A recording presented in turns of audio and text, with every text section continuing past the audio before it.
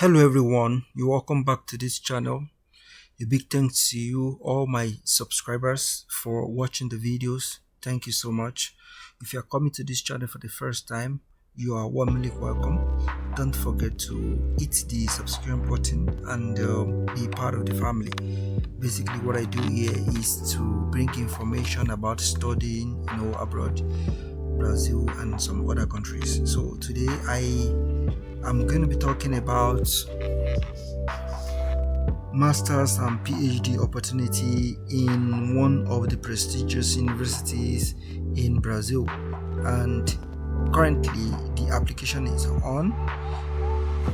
As a matter of fact, it's been on for some times and it will be closing very soon, but the remaining time is still sufficient for you to submit your application.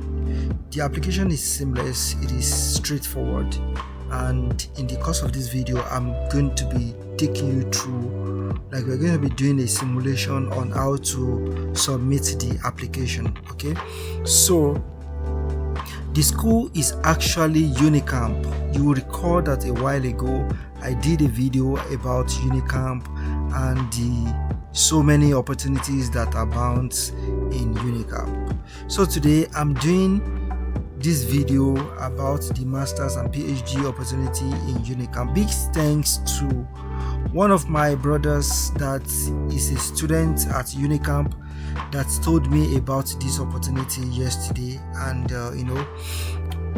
this is prompting me to make the video. There are some other videos I'm actually working on, and sometimes it could be tiring to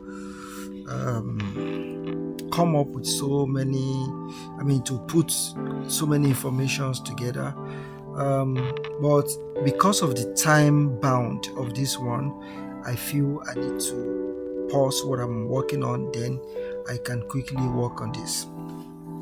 So the Institute of okay, let me just translate it to English. I think it's in English already. All right, so the Computer Institute at the University of Campinas has rolled out a kind of selection process for masters and PhD for those people that are interested in this particular research line. So application for the IC masters and doctorate programs are generally open. This is just like a background information. There's no need to waste your time. So let's just quickly go to where the information I want to talk about is. So I'm going to be sharing this link in the description box. So once you open this link,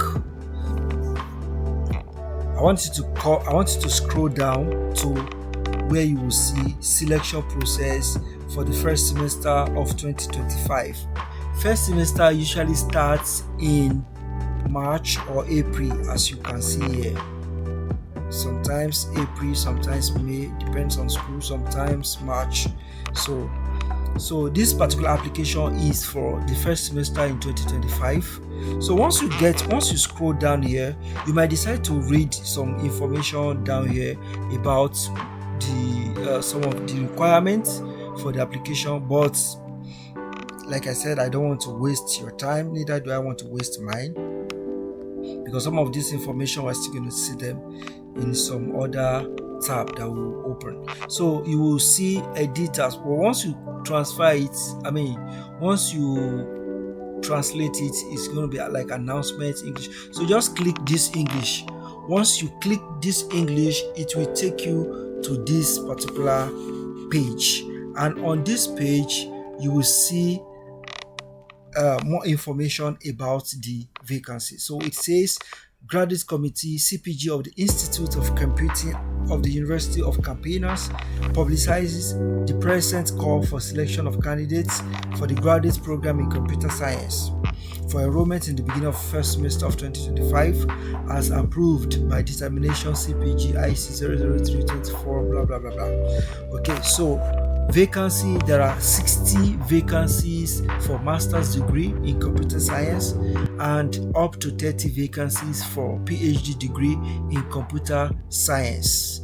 Don't forget, it is not compulsory that your first degree is in computer before you can do a master's degree in computer, right?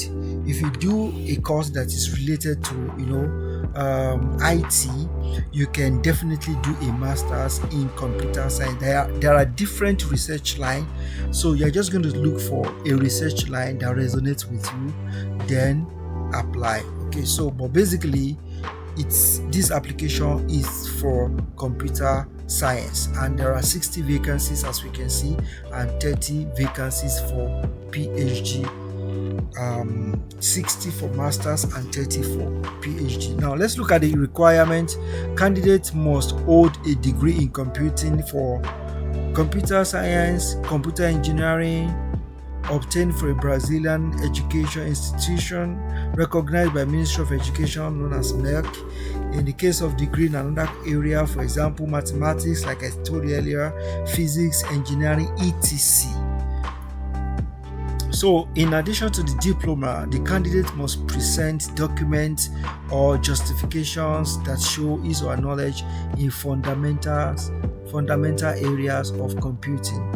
So, for instance, if your first degree is in mathematics and you are planning to do a master's degree in computer, that means you must have knowledge of some statistical software like R, Python, and you must be able to demonstrate your knowledge in this regard, right? Or if your first degree was in statistics, you can also do your master's degree in computer science.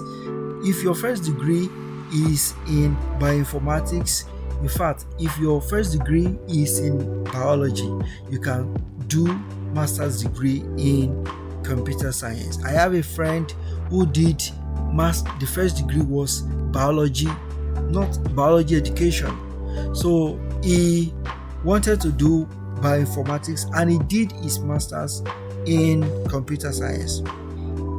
But it wasn't in Nigeria though. I'm talking about Brazil. So if it does not matter, it's not necessary, it's not compulsory that your first degree is in computer. Now let's move on. The application will be open from 16th of September exclusively through the selection system available at this website, which we are going to check very soon. And to apply, the first thing you have to do is to provide the information requested in the online application form, which we are going to see shortly. Then provide the postcom. Usually for you to do a master's in computer in Brazil, there is a general exam or qualification exam that they usually do, and this qualification exam is called postcom. So it is not compulsory, especially for people that are applying from abroad. But even though if you are a Brazilian, if you don't do, it's not compulsory, but it can also increase your chances. I shouldn't joke away from that fact. So the third requirement is that you're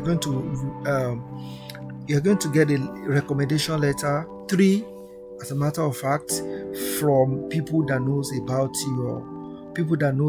your academic profile. And if you are applying for PhD, you're going to be getting 5. Can you imagine? You're going to be getting like 5 recommendation letter. To me, I think that is just too much. But different schools with their requirements. Okay. Another thing that is requested, will be required, is a transcript and updated curriculum. That is your CV, a research plan, like 4 pages for masters, a maximum of 6 for PhD. That is your proposal. Then a letter of introduction. That letter of introduction can be like your SOP. You're applying for this particular course because of this, that's how it is.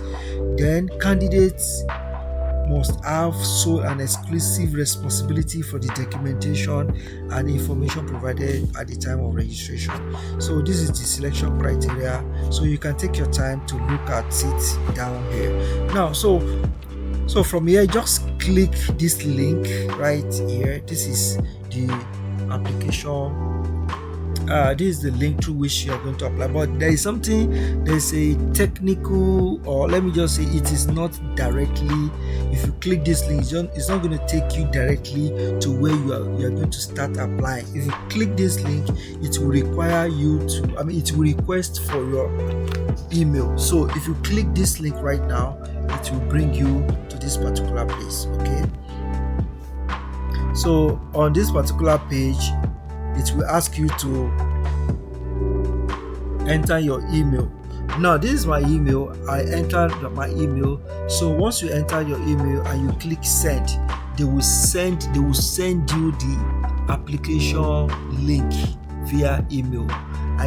I suspect why they are doing this is, one, they really want to be sure that people that are applying really know what they are doing. Two, to also be able to gather information, like to also have like a background information, like gather information in terms of gathering emails. Maybe they might want to they want to do some background check on how many people kind of show interest right from time, So once you click this part, it will send you an email.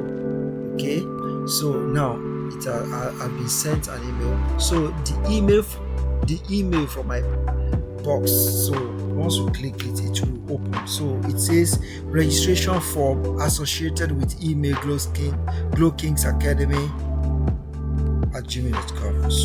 So just from there, you can start your application form. So here you are just going to pick the level you want to apply to. Is it master's or PhD? So from there, you need to enter your personal and contact data. Then from there, you are going to enter your cover letter, which is very important. Then the postcom I mentioned about when earlier on, but I said it is not compulsory if you don't have it.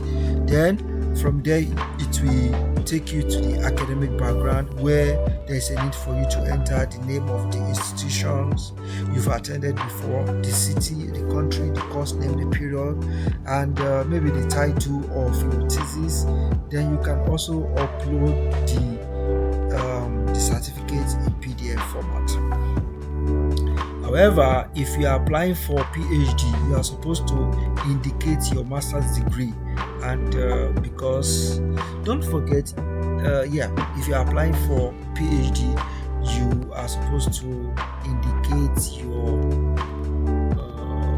master's degree thesis. But I'm thinking that it might be possible for you to actually apply for PhD even without masters in courses like this. No, so technical courses like this, like computer science, they are very, that's one of the things I like about it. But for you to do that, that means you are very sound.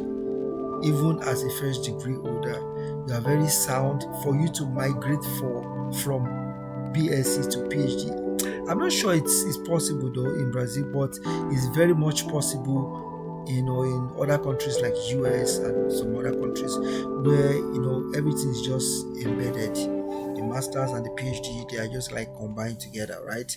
So the name of the institution, the country, course, period, and all of that. Then you are going to list in a chronological order all other undergraduate or postgraduate courses you have taken. So while you were doing your undergraduate, how many courses? But in this case, it might be difficult for you to list everything, but just try as much as possible to do the one for your undergraduate. So basically what it's asking is transcript. I've seen it. So the school, the name of the institution, the country. So you are going to upload the history of the undergraduate. Then you do the second one for masters or for postgraduate diploma. Then you do the one for masters. Okay, depending on how many that you have. But make sure that it is in chronological order as it is mentioned here. So thereafter, you are going to enter your research. Okay, you are going to enter academic awards and distinction you have, if you have any, then your research experience, then your professional experience, your work experience, then thereafter you enter your CV. CV will be uploaded in this part. Then the area of interest, remember I said that it depends on we have different areas.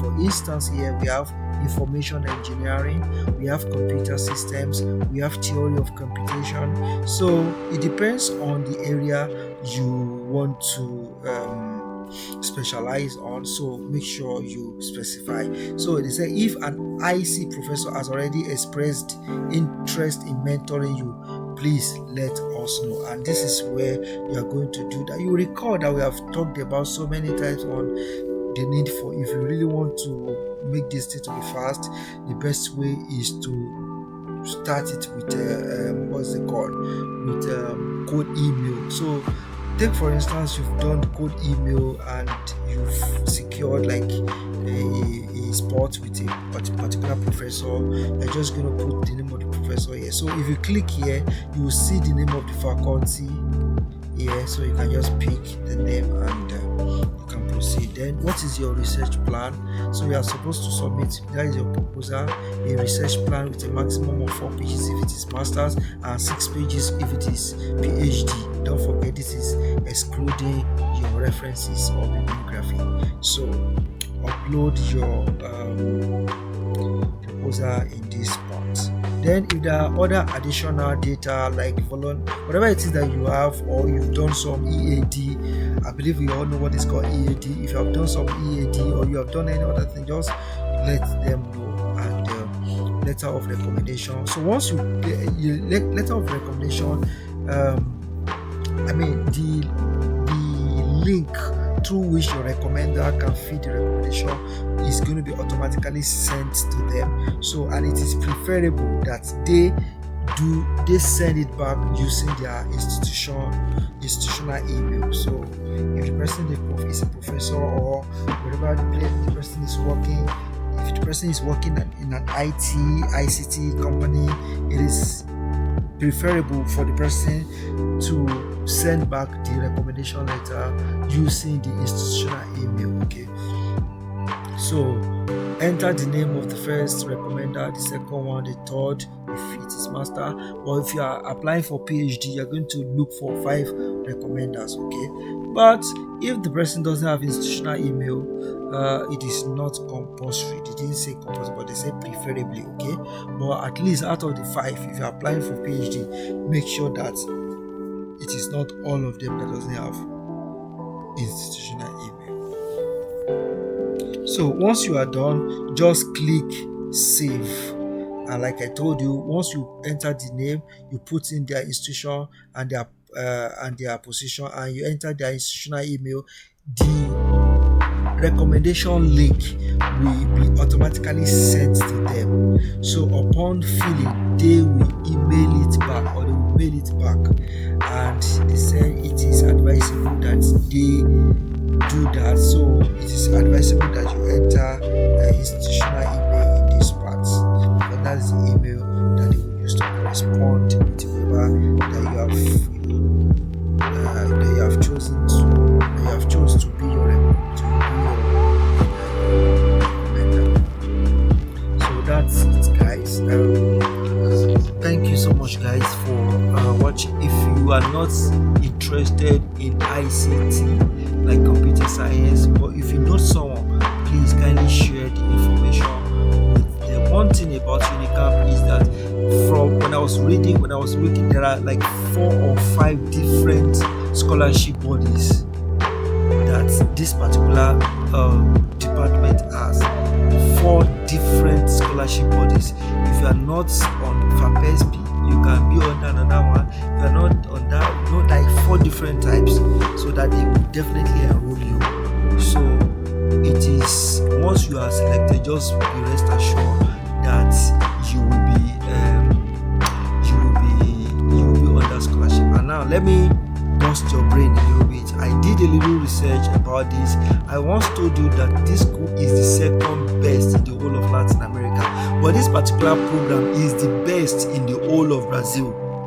In times when it comes to computer science, the computer science program at Unicap is the best in the whole of Brazil. You can do your findings and agree.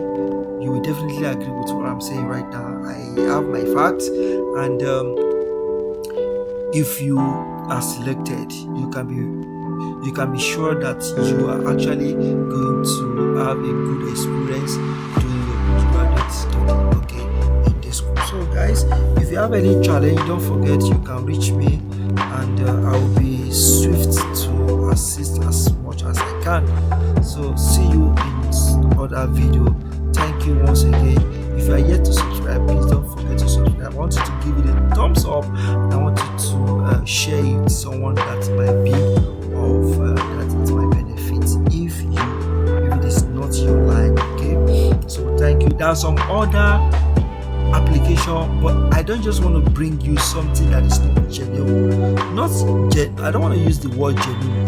There are some other application right now, but I don't want to bring application that their caps is not at least 5. Okay, so that's just it. There are so many applications right now online, okay, that has been rolled out, and when I check their caps, not all of them has a very good caps ranking. So I don't want to bring that one to you and start telling you to subscribe. To apply. Okay, so but this particular one that I'm talking about is a very good one. The previous one I talked about too, they're very good ones. So kindly try as much as possible to apply. Don't forget the deadline is going to be in the month, I think 27th of October. So please kindly try to send your application. Okay, so this is the deadline on the 27th of this month. So we have like 1 month, weeks or thereabout, 2 weeks or thereabout. So I'm wishing you best of luck, guys. Thank you. See you in the next video. Ciao, ciao.